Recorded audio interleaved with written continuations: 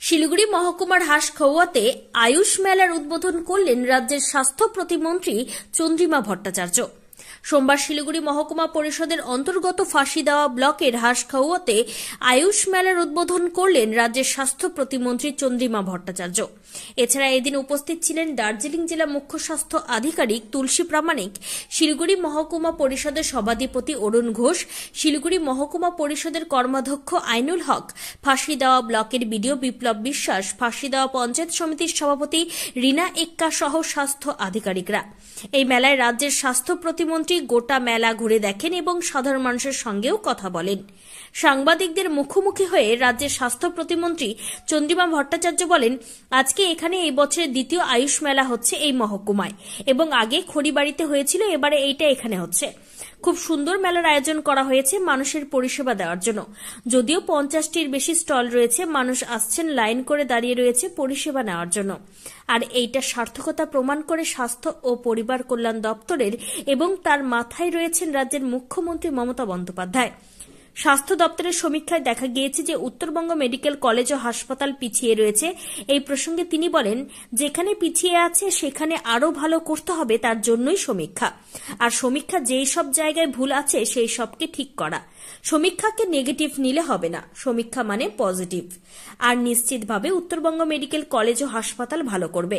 এর পাশাপাশি তিনি আরো বলেন যে আমরা খবর পেলাম যে চোপড়ায় আগামীকাল যাবে, আমরা নিশ্চিতভাবে খুশি।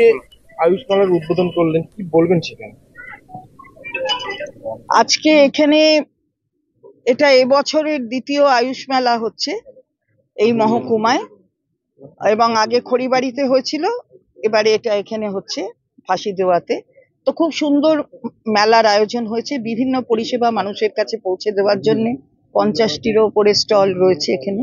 মানুষ আসছেন, আপনারা দেখছেন যে ভিড় করে দাঁড়িয়ে আছেন মানুষ পরিষেবা নেবার জন্য।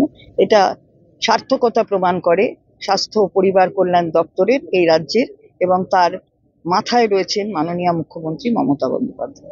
আচ্ছা, স্বাস্থ্য দপ্তরের যে সমীক্ষা প্রকাশ করা হয়েছে তাতে উত্তরবঙ্গ মেডিকেল কলেজ পিছিয়ে আছে এবং নতুন একটা মেডিকেল কলেজ সেটা এগিয়ে আছে, কি বলবেন বিষয়টা? না, যেখানে পিছিয়ে আছে সেগুলো আরো ভালো করে করতে হবে, তার জন্যই তো সমীক্ষা। সমীক্ষা তো যেগুলো যেখানে যা ভুল আছে সেগুলোকে ঠিক করার জন্য। সবকিছুকে নেগেটিভ নিলে হবে না, সমীক্ষা মানে পজিটিভ, এবং সেই পজিটিভটা ইতিবাচক দিকটা হলো যেখানে নিজের সমালোচনা তো করতে হয়, আত্মসমালোচনা করা অন্যের সমালোচনার আগে, সেটা রাজ্য সরকার করে, কোথায় কি আছে দেখে সেটা করছে। সেখানে উত্তরবঙ্গ নিশ্চিতভাবে আরো ভালো করবে। বিভিন্ন হাসপাতালে পর্যাপ্ত চিকিৎসক নেই, চিকিৎসক কম আছে, ঢুকছে। বেশ ঠিকই বলেছেন, তার কারণ হচ্ছে আমরা আসার আগে, মামাটি মানুষের সরকার আসার আগে 1 বছরে 1355টা করে সিট ছিল, সেটা বেড়ে গিয়ে এখন 5225টা সিট হয়েছে। তো তাদের তো বেরোতে হবে ডাক্তার হয়ে, আর একটা সম্পূর্ণভাবে তাদের সব রকমের মানে চিকিৎসা করবার যে স্পেশালাইজেশন, সেগুলোকে করবার জন্য একটা ডাক্তারের 14 বছর লাগে। তো এখন সেটা সবার সময় হয়নি। নিশ্চিতভাবে অনেক ডাক্তারের প্রয়োজন। তার জন্য দেখলেন যে গতকাল মুখ্যমন্ত্রী আরো 3টে মেডিকেল কলেজ ওপেন করেছে। এটাই হচ্ছে তফাৎ আগের সরকারের সাথে এই সরকারের। দিদি, আরেকটা বিষয়, আপনারা অভিযোগ করার পর রাজ্যপাল আগামীকাল যাবেন না? আমরা অভিযোগ জানিয়ে এসেছিলাম যে মাননীয় রাজ্যপালের কাছে, এবং তাকে অনুরোধ করা হয়েছিল তিনি যেন যান। তো আমরা খবর পেলাম যে তিনি আগামীকাল চোপড়ায় যাবেন। সেটা আমরা নিশ্চিতভাবে খুশি, তিনি বলেছিলেন তিনি যাচ্ছেন।